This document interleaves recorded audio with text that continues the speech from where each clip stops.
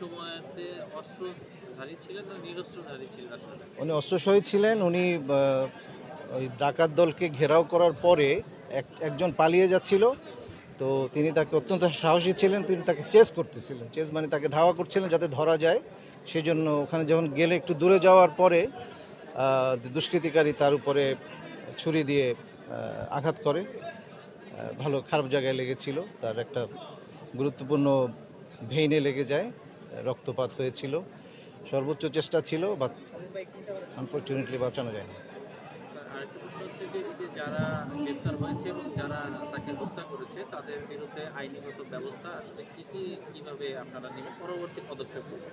আমরা আমরা আমাদের অফিসারদের হত্যাকারী হিসেবে যে যে ব্যক্তি এবং যে দলটা ছিল তাদের বিরুদ্ধে সর্বোচ্চ দেশের আইন অনুসারে সর্বোচ্চ ব্যবস্থা গ্রহণ করার জন্য যা যা করণীয় আমরা সবই করব।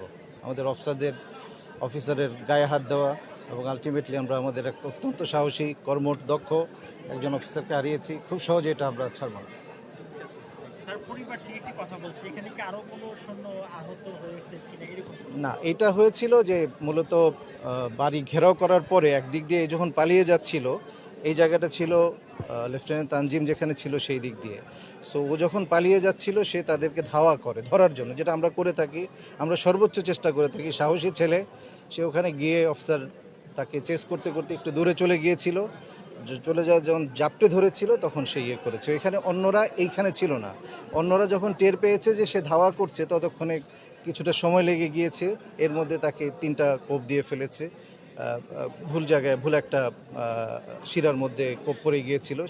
শিরাটা কেটে যাওয়ার পরে রক্তক্ষরণ হয়, ফলে তাড়াতাড়ি সে মৃত্যুবরণ করে। এখন পর্যন্ত কতজন আটক এবং উদ্ধার?